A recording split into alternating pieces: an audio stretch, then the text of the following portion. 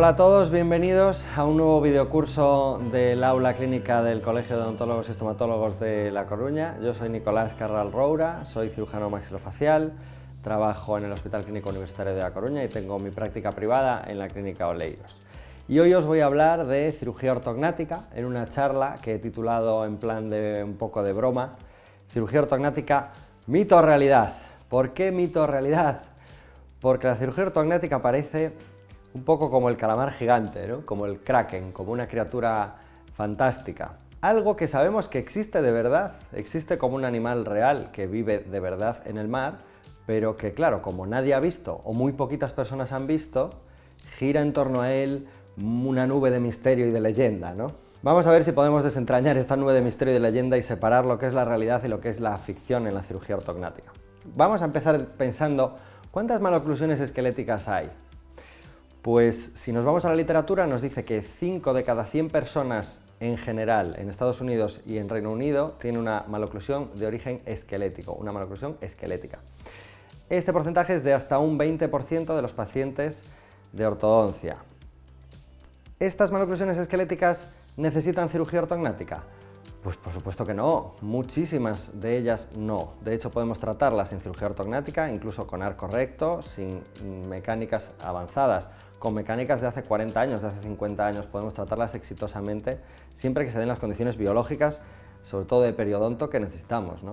Hoy en día, ya con mecánicas esqueléticas avanzadas, con mini placas, podemos hacer correcciones muchísimo más exageradas y más espectaculares y conseguimos evitar cirugía ortognática en muchos más pacientes que antes, ¿no? Entonces, la compensación ortodóncica, desde luego, es una alternativa de tratamiento en las maloclusiones esqueléticas. Como dice este artículo que he encontrado, la verdad sin buscar mucho, uno de los primeros que he encontrado de ortodoncia de camuflaje, una opción de tratamiento a propósito de un caso. Es un caso, una clase 3 con mesodólica o dólica, tratada pues, con compensaciones dentarias y que se presenta pues, como un éxito. El resultado es este que veis, oclusalmente, para mi gusto con una compensación arriesgada, con un periodonto en peligro y en una paciente que tiene 14 años, es decir, que este resultado pues ya sabemos que no va a ser estable, probablemente a esta edad no permanezca estable ni siquiera un año, ¿no? Bueno, a mí de todas maneras me parece pues, una opción válida de tratamiento, pues, ¿por qué no? Es una opción más, desde luego que sí. Si la paciente lo quiere, su familia lo quiere y así lo deciden, me parece muy bien. Eso sí, me parece bien que sea una opción si se le han planteado el resto de opciones a la paciente, porque yo creo que habitualmente no les planteamos de verdad todas las opciones que hay y por eso acabamos haciendo compensaciones demasiado arriesgadas. Fijaros que en un estudio que han hecho en 2.000 personas, Marks & Spencer en Inglaterra, se ha visto que pasamos 15 minutos al día decidiendo la ropa que nos vamos a poner ese día, de media. Esos son 7 meses a lo largo de nuestra vida delante del armario pensando cómo queremos vernos ese día, ¿no? Eso es solo la ropa, sin contar la peluquería, la cosmética, el maquillaje, los complementos y todo lo demás, ¿no? Es decir, si nos pasamos 7 meses de nuestra vida pensando qué ropa nos vamos a poner, que la ropa se quita, se pone, se tira, se estropea, se compra otra, ¿no? ¿Cómo no vamos a dejar a nuestros pacientes un tiempo prudencial con la información adecuada para decidir cómo quieren que sea su cara el resto de su vida? Porque estamos hablando de cómo quieren que sea su cara el resto de su vida, es algo que es importante para los pacientes. Estos pacientes, ¿por qué necesitan cirugía ortognática? Hombre, los que la necesitan de verdad, la necesitan porque tienen una deformidad facial, porque tienen ATMs inestables, porque tienen vía aérea reducida con mala respuesta a tratamiento conservador con CPAP o con dispositivos de avance mandibular, etc. Y en general, en todo tipo de maloclusiones esqueléticas en donde el tratamiento ortopédico está limitado durante el crecimiento, porque el tratamiento ortopédico durante el crecimiento nos puede hacer cambiar unos poquitos milímetros, pero no nos va a cambiar la vida, y eso no lo digo yo, lo dice Profit textualmente en un artículo. Y en aquellos casos en donde las compensaciones ortodónticas son arriesgadas desde el punto de vista, sobre todo, periodontal, ¿no? Entonces, ¿cuánta gente necesita cirugía ortognática de verdad?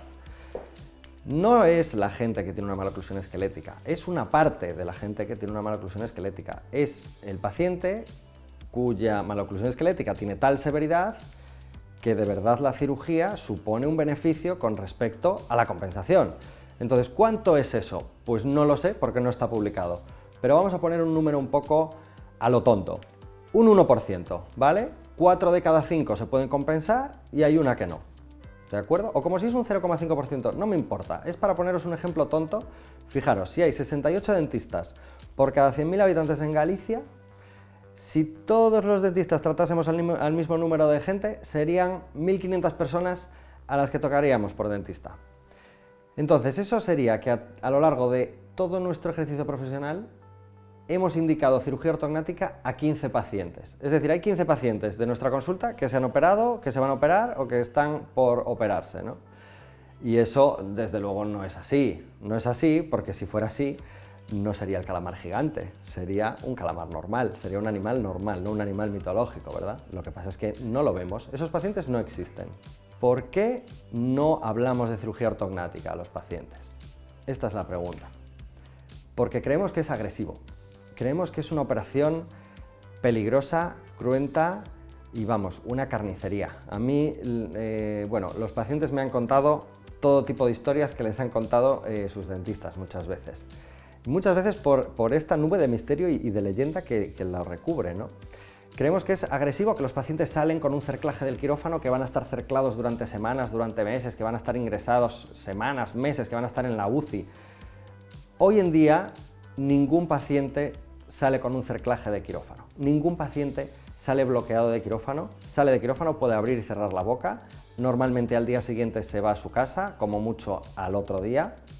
A las 3 semanas puede trabajar, a las 3 semanas puede comer cualquier cosa que sea capaz de cortar con un tenedor y a los 3 meses está comiendo lo que le da la gana. Esa es la cirugía ortognática hoy, ¿no? La segunda objeción es que creemos que es muy caro. Eso es muy caro, es una barbaridad.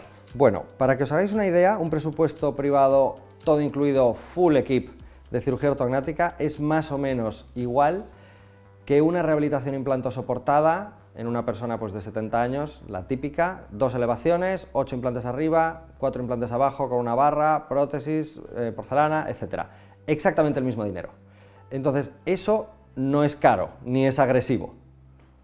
Es barato y es poca cosa para una persona de 70 años. Pero en cambio, una cirugía monomaxilar en un chico de 20 años es demasiado, ¿no? La tercera objeción es que creemos que no queda bien, porque todo el mundo conoce algún caso que fue horroroso, etcétera, de alguien que se operó hace 30 años en Madrid, una prima de alguien, etcétera, pero una vez más es una leyenda, nadie conoce a ese paciente en persona, ¿no?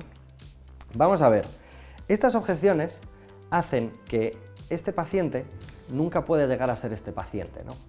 Hacen que esta paciente nunca pueda llegar a ser esta paciente. Hacen que esta paciente nunca pueda llegar a ser esta paciente. Y hacen que esta paciente nunca pueda llegar a ser esta paciente.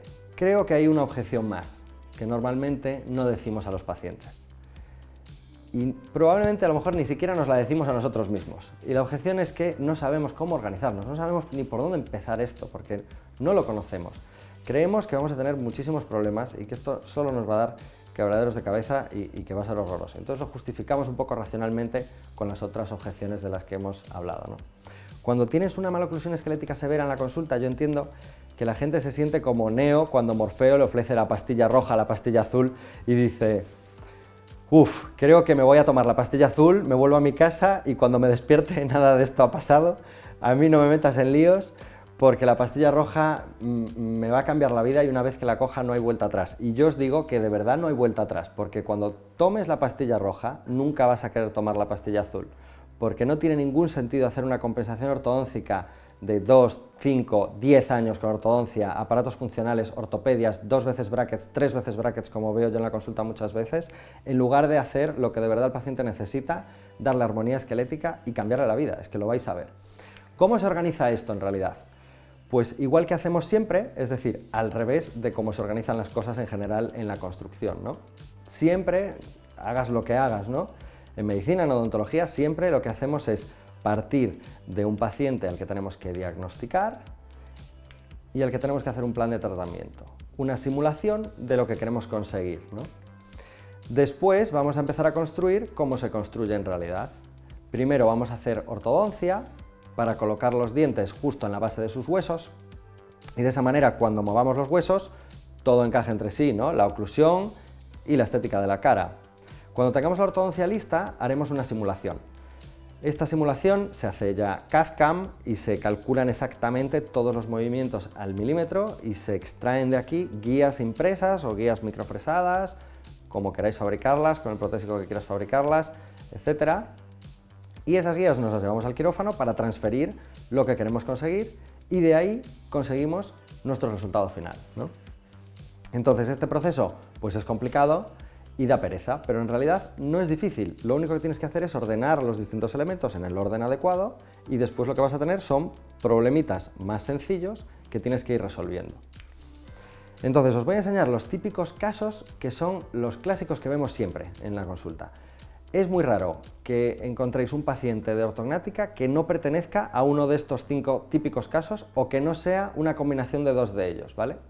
Voy a empezar por el caso número 1, que se trata de una hipoplasia mandibular primaria, es decir, la típica clase 2 por mandíbula pequeña, pero que la sonrisa no está mal. Entonces, puedo hacer una cirugía solamente en la mandíbula para conseguir oclusión, porque la estética de la sonrisa ya está bien. Así que lo que tengo es esto, y ahora voy a dar ortotips. En el setup de ortodoncia vamos a poner el incisivo superior a la cara, a la vertical de Andrews o a la vertical que utilicéis vosotros, estética, para conseguir la sonrisa lo más estética posible, ¿no? El incisivo inferior lo voy a dejar más o menos pues con cierto grado de SPE, que estos pacientes siempre tienen una curva de SPE incrementada, ¿no? Pues vamos a mantener esa curva de SPE. ¿Para qué? Para que cuando el paciente se opere quede en esta oclusión tripódica y poder así extruir los premolares en el post en lugar de haber intruido el incisivo.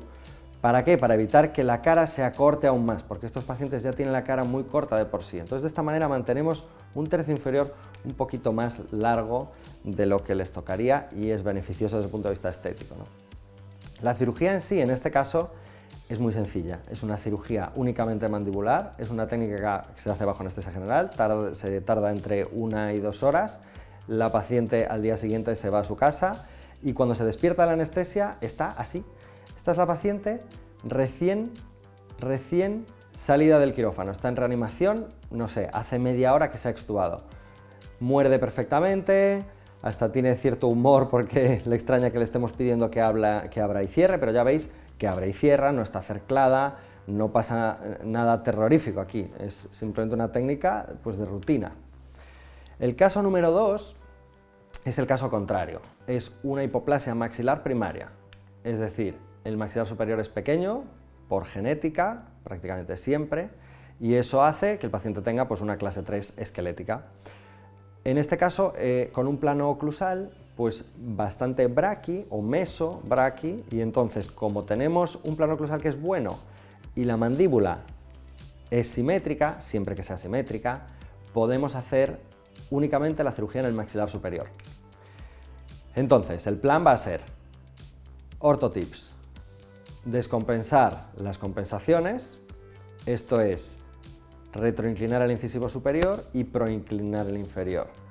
En el arco inferior nunca hay ningún problema porque este movimiento genera espacio en el arco, entonces no pasa nada.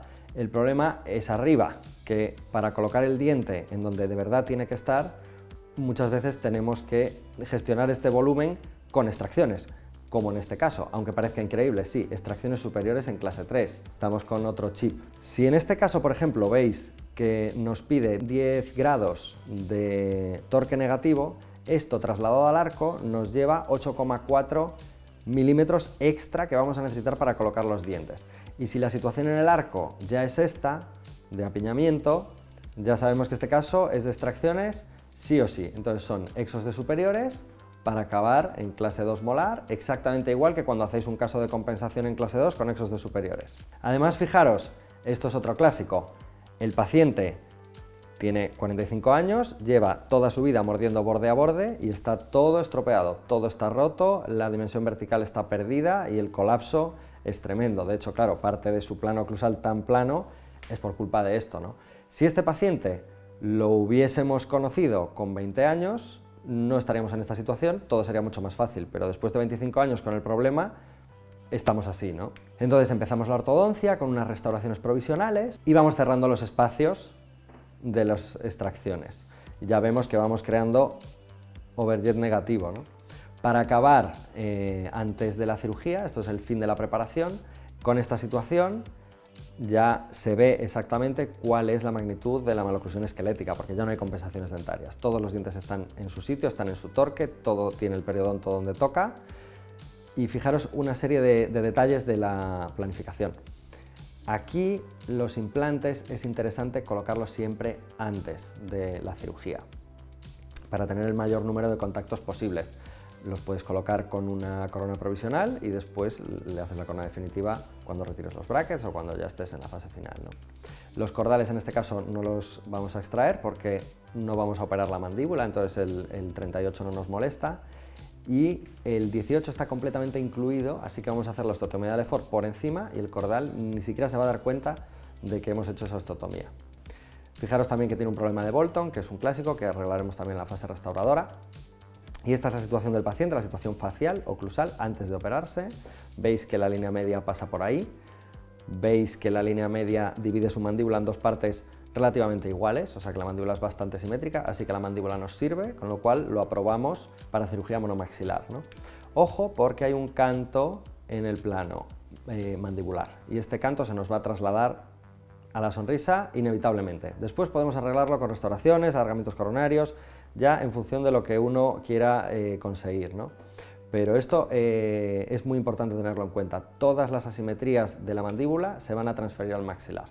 Como es poco, pues mira, hacemos solo la parte de arriba, mucha menos operación, mucho menos posoperatorio y todo fenomenal. Entonces, operamos al paciente y esta es la situación en reanimación, exactamente igual que antes, abre y cierra, tiene oclusión desde el minuto 1, todo funciona y esta es la fotografía oclusal a los 5 días de la operación.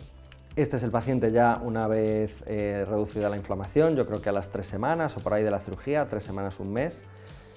Y esta es la situación oclusal ya preparado pensando ya en la fase restauradora, ¿no? A los 2 meses retiramos los brackets, dejamos que la encía se vuelva un poco a su sitio y preparamos ya un primer mock-up para ver cómo nos organizamos. Este caso lo hemos terminado con unos composites inyectados muy sencillos porque nos daba miedo de que el paciente pudiese romperlos porque era muy sospechoso de bruxista, pero un año más tarde, donde veis aquí fotos finales, sigue exactamente con sus composites, nada se ha estropeado, nada se ha roto, todo es muy estable.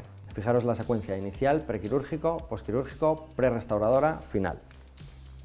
Estos son los registros iniciales y estos son los registros finales, un año después de todo el proceso de nuestro paciente. Vamos con el siguiente caso, típico caso de cara larga por exceso de crecimiento vertical con mordida abierta, típico de los niños, respiradores orales, facies anadenoidea, adenoides, lenguas grandes, etcétera. Lo conocemos perfectamente. Este caso tiene un origen funcional y tiene una consecuencia articular siempre.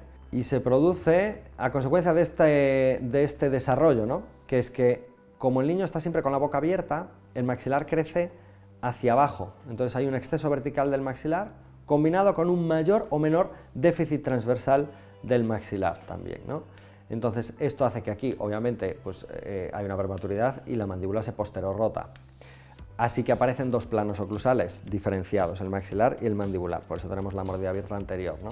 En estos casos es prácticamente una constante el desplazamiento anterior del disco sin reducción, con la consiguiente inestabilidad articular, pero normalmente no nos damos cuenta porque como su trayectoria condilia es muy inclinada, porque su plano oclusal es muy inclinado, pues no se bloquean nunca.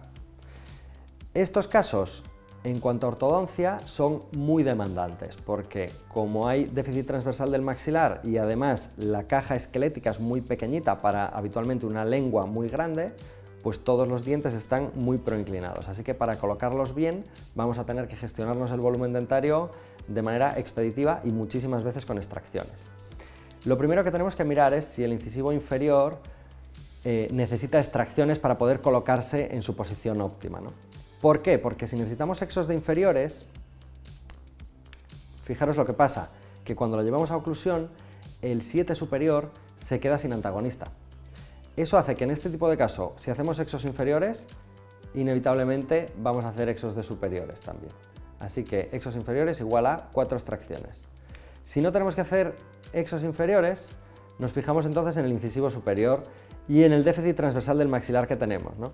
Si tenemos un déficit transversal anterior, es decir, entre canino y canino no nos cabe, estamos hablando de pacientes adultos, vamos a tener que hacer primero una maniobra previa, o una MARPE o una SARPE para incrementar la distancia intercanina y poder colocar todos los dientes en su sitio, ¿no? Si el déficit transversal es posterior, es decir, entre los caninos está razonablemente bien, pero el problema es entre los seises, vamos a preparar al paciente en 2 planos oclusales y solucionarlo todo en una única operación, un único proceso, ¿no? Que va a ser una cirugía maxilar con una segmentación en 3 partes, la premaxila por un lado y 2 sectores posteriores por otro lado. Bueno, los movimientos quirúrgicos básicos en este caso ya son más complicados que los que hemos visto antes, porque esto ya va a ser una cirugía bimaxilar. Entonces, lo que tenemos que hacer es recuperar lo que el crecimiento no nos dio.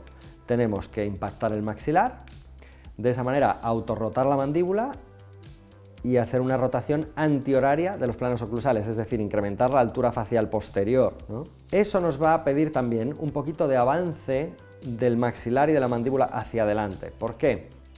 Bueno, pues para permitir los movimientos del maxilar en primer lugar, por un tema técnico propio de la cirugía, pero también para recuperar el volumen de la pérdida vertical, ya que si no los tejidos quedarían muy colgantes, porque hemos perdido dimensiones en la caja que soporta los tejidos. Al llevarlo todo para arriba, la hemos hecho más cortita. Entonces, si la hacemos más cortita, tenemos que llevárnosla por lo menos hacia adelante para recuperar la tensión en los tejidos, ¿no?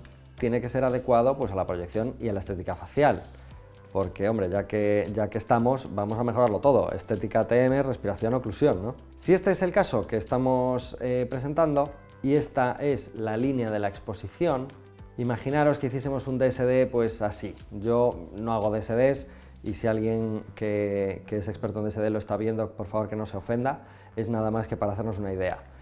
Si yo lo hago aquí y quiero que mi nueva línea de la exposición esté aquí, pues mido lo que quiero impactar y lo mismo hago en el plano sagital. Mido lo que quiero avanzar y esto pues me lo voy a transferir partiendo desde esta situación. Parto de esta oclusión, esta simetría, etcétera, esta situación, entonces me lo llevo a la simulación y aquí voy haciendo todos mis movimientos. Hoy en día con el CAD/CAM y la simulación virtual pues podemos hacer maravillas porque podemos predecir qué es lo que va a pasar, lo que no va a pasar, qué pasaría si hiciésemos solo esto, qué pasaría si hiciéramos esto otro, sería un beneficio añadir esto o no vale la pena, qué movimiento es más arriesgado, qué movimiento es más estable o más inestable. Pues es una maravilla, ¿no? Entonces, una vez que ya lo tienes todo previsto, lo tienes todo medido, pues te lo llevas al quirófano.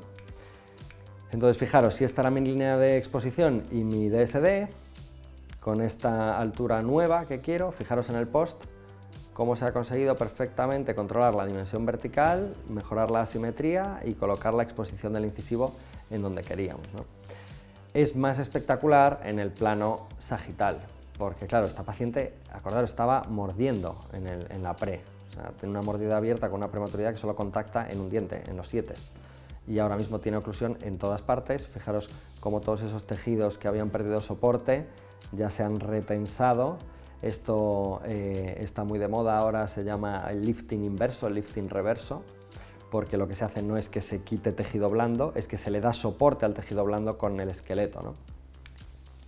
Fijaros la proyección, todo está bien y este es el resultado final con la oclusión final, acordaros de dónde partíamos y aquí es donde estamos. Ok, voy con el cuarto caso.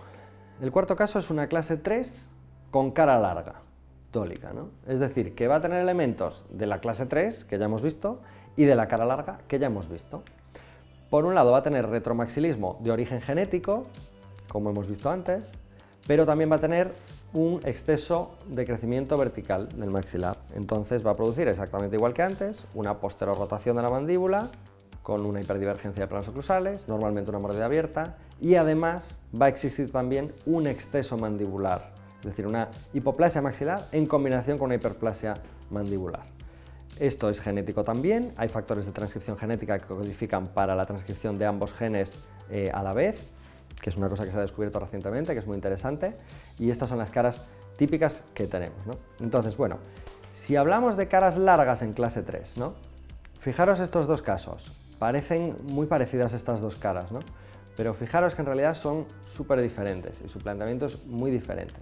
Parecen por fuera similares porque tienen el mismo plano mandibular, pero la realidad es que no se parecen porque el plano oclusal es muy distinto. En el caso de arriba es un plano oclusal muy dólico, es decir, que la mandíbula está totalmente rotada hacia atrás y por eso la cara es larga, y en el caso de abajo el plano es meso o mesodólico y la mandíbula parece que está rotada hacia atrás, pero en realidad lo que pasa es que el mentón es muy alto. Hay mucha distancia entre la punta del incisivo inferior y la base del mentón, ¿no? Entonces, fijaros, el caso de arriba es una cirugía bimaxilar con muchísima rotación antihoraria, un movimiento quirúrgicamente muy complejo. Sin embargo, el caso inferior es muchísimo más sencillo, es una cirugía monomaxilar, solo avanzando el maxilar superior, y una mentoplastia de reducción vertical. O sea, vamos a reducir la altura del mentón porque hay un exceso en ese hueso. Entonces, una cosa es un problema de forma, otra cosa es un problema de posición, ¿no? Arriba es un problema de posición, abajo es un problema de forma, mucho más sencillo. Fijaros, este es el resultado de este paciente y este es el resultado, pues, de esta otra paciente. Son dos buenos resultados con distintos planteamientos porque son diferentes casos. Entonces, ahora que son el mismo caso, fijaros, ahora la chica de abajo ya no es la misma paciente y fijaros que la cefalometría es prácticamente igual a la del paciente de arriba, ¿no? Bueno, ¿tienen el mismo planteamiento estos dos casos? ¿Voy a hacerles exactamente la misma planificación como si esto fuera talla única? Pues claro que no le puedo hacer talla única porque este chico mide 1,87 y es un chico súper fuertote, deportista y robusto, y esta chica mide 1,60, tiene una constitución esquelética súper ligera y es una chica muy dulce, es profesora de guardería y no tiene nada que ver con el otro chico. Entonces no puedo hacerles la misma cara porque no son la misma persona. Así que voy a hacer dos planteamientos totalmente distintos. En el caso de arriba, todo es avance, quiero cara, quiero mentón, quiero una cara grande para un tío grande. En cambio abajo, quiero mantener las dimensiones y la proyección un poquito más controladas para tener una cara que se ajuste a la complexión general de mi paciente e incluso, como dice Hugo Begesser, ¿no? el abuelo, ya no el padre, sino el abuelo de la cirugía ortognática, que se ajuste a su personalidad, ¿no? Entonces, fijaros, este caso, qué discrepancia tan grande, ¿no? Que son las típicas discrepancias de este tipo de casos de clases 3 dólicas. Son muy complicados porque la magnitud del movimiento es enorme. Fijaros la simulación, todo se mueve muchísimo, ¿no? Estos son los valores de todos los desplazamientos de los distintos fragmentos de los huesos y todos estos valores sumados dan 24,8 milímetros y lo sé porque la paciente lo sumó y se lo tatuó en el brazo este número. Y se lo tatuó después de operarse, o sea que tan traumático no debió ser para ella, ¿no? Bueno, entonces, ¿cómo se transfiere esto? Voy a hacer un poco un inciso para explicaros cómo se transfiere esto al quirófano. Si nosotros sabemos la posición inicial, porque es la posición de antes de operarse el paciente, ¿no? Y tenemos una predicción de cómo queremos que quede, ¿no? ¿Cómo hacemos en el quirófano para pasar del principio al final? Bueno, lo que hacemos es que nos inventamos una posición intermedia en la planificación, en la que hemos operado la mandíbula, pero el maxilar todavía no lo hemos operado.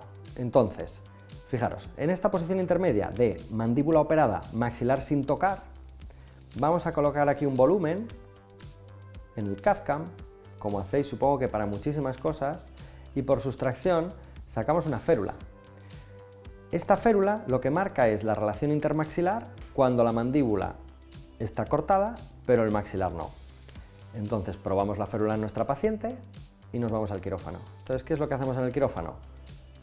Cortamos la mandíbula, colocamos la férula, cerclamos con alambres. Estos alambres se los vamos a quitar a la paciente siempre, siempre, siempre antes de despertarse. Solo va a estar cerclada durante la cirugía. Se va a despertar pudiendo abrir y cerrar la boca, acordaros.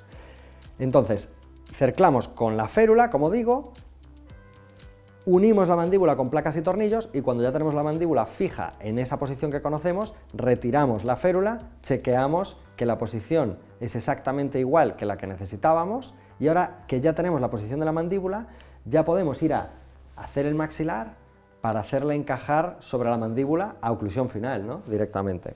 Para eso tenemos sobre todo que tener muy en cuenta cuál es el movimiento vertical del maxilar, cuánto hueso tenemos que quitar, marcar muy bien estos escalones, ser muy cuidadosos y ser precisos, porque de lo que se trata es de ser preciso. La tecnología nos permite ser precisos, pero hay que transferirlo en el quirófano, no vale con hacer la planificación, hay que llevarla a la realidad.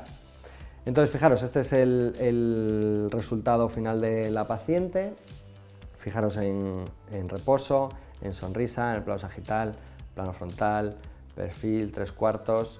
Bueno, estas fotografías han sido tomadas 2 o 3 semanas después de la cirugía. Es una cirugía bimaxilar, segmentada, bueno, una señora cirugía con mucho movimiento, y veis que a los 15 días, a las 3 semanas, la situación es aceptable.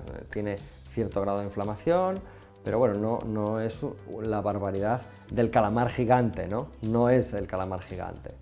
Vamos con el caso número 5, es un caso de asimetría mandibular, que es otro típico caso de cirugía ortognática que directamente va directo, porque esto sí que con ortodoncia el que se atreva a intentar compensarlo, yo creo que está arriesgándose demasiado, porque es muy difícil y porque a fin de cuentas la cara es lo que le importa a la paciente. O sea, la paciente, sus modelos no le importan demasiado. Quiero decir, tú ves esta oclusión aquí en las fotos intraorales y dices, bueno, pues no está tan mal, puedo compensarla. Ya, ¿y qué consigues con eso? ¿Que encajen los modelos? Pues eso no hace feliz a ningún paciente, ¿no? Nos hace felices a nosotros ver a los modelos encajar, pero los pacientes quieren tener estética y quieren verse bien. Cuando tienes una asimetría de este porte, ¿no?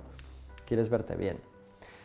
Bien, entonces, estos movimientos suelen ser muy complicados porque hay muchísimas rotaciones. Fijaros la magnitud del movimiento y aquí se está moviendo todo tridimensionalmente. Hay rotaciones en todos los ejes, es una planificación súper complicada, yo creo que de las más complicadas que he hecho. Todo tiene su propia planificación, hasta el mentón tiene sus propios sus propios cantos, sus propias rotaciones, todo es muy complejo. Fijaros, el maxilar superior está fragmentado en 4 partes, 2 fragmentos para los sectores posteriores, un fragmento para la premaxila, un fragmento que sujetará el tabique nasal. La mandíbula también está fragmentada en 4 fragmentos, un cóndilo derecho, un cóndilo izquierdo, una subunidad oclusal y un mentón. Entonces, este es el resultado estético externo de la paciente. Esta es la radiografía, aquí veis todas las mini placas que colocamos. Estas mini placas sirven para sujetar el hueso en su sitio hasta que se produzca la consolidación ósea. Esto consolida pues exactamente igual que cualquier otra fractura con un trazo limpio y una buena superficie de contacto ósea, es decir, rapidísimo, en 2-3 meses está consolidado.